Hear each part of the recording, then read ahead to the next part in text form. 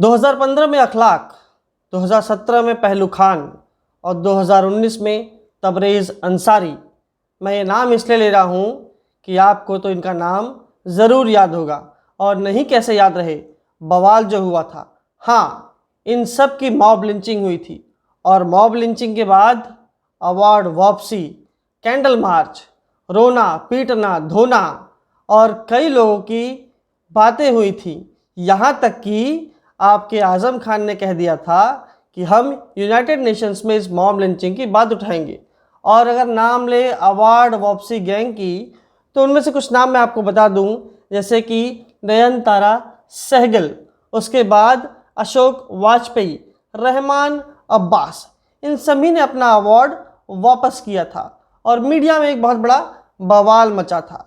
लेकिन एक तारीख और भी है, 10 अप्रैल 2021।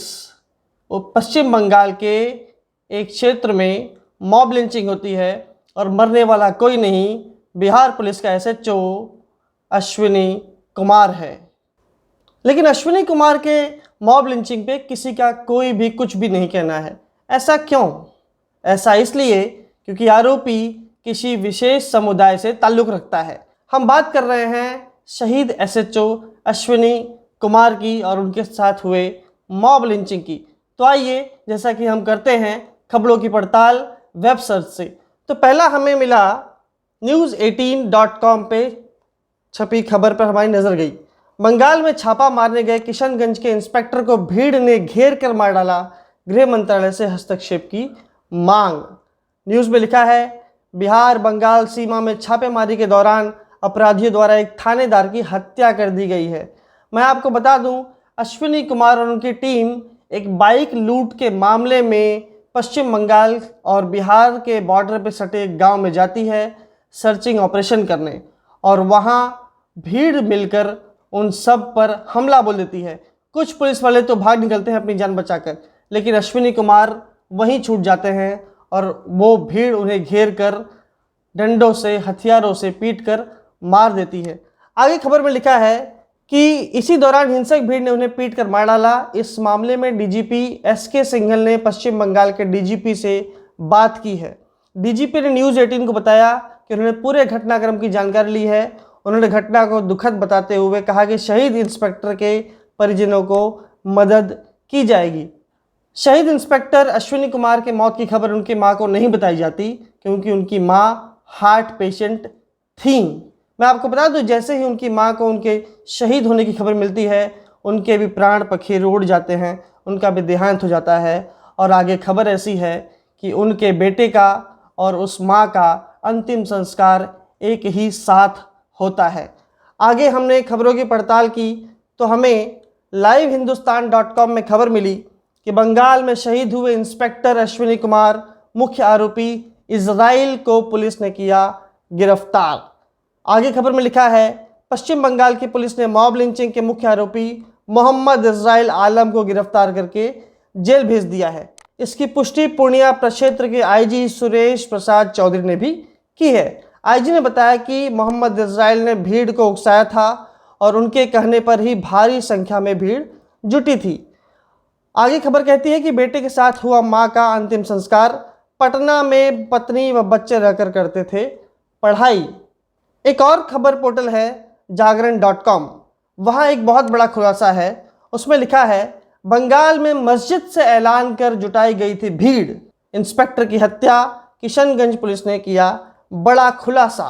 आगे खबर कहती है कि गांव में बीते 9 अप्रैल की रात छापेमारी के लिए पहुंची बिहार के किशनगंज थाने की पुलिस पर हमले के लिए मस्जिद से ऐलान किया गया था। मस्जिद से गांव में चोर और डाकू के प्रवेश करने की बात कही और भीड़ जुटाई गई। फिर वर्दीधारी पुलिस पर हमला कर दिया गया। मस्जिद से ऐलान होते ही लाठी डंडे व धारदार हथियार से लैस सैकड़ों की संख्या में भीड़ जुटी और पुलिस पर टूट पड़ी।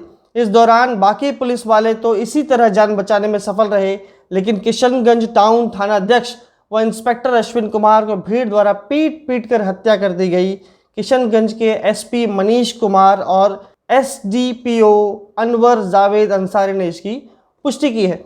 अब देखिए, भारत एक ऐसा देश है जहां संविधान ने सभी को समानता का अधिकार दिया है, सभी को अपने मन मर्जी रहने का और अपनी बातें कहने का अधिकार दिया है। पुलिस प्रशासन को अपना काम करने का अधिकार दिया है। न्यायपालिका, कार्यपालिका, सबको अपना अपना काम करने का अधिकार दिया गया है।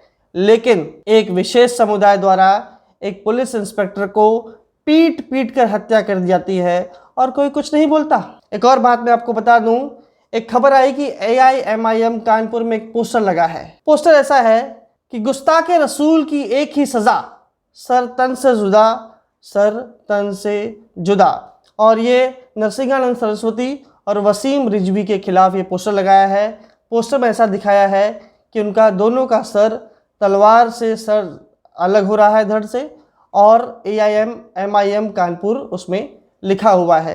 भारत का संविधान ऐसा करने की इजाज़त नहीं देता।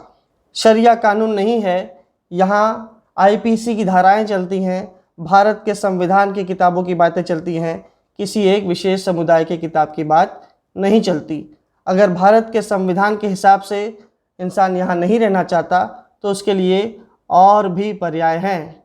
ऐसी ही खबरों के लिए आप हमारे साथ बने रहिए। तब तक के लिए धन्यवाद।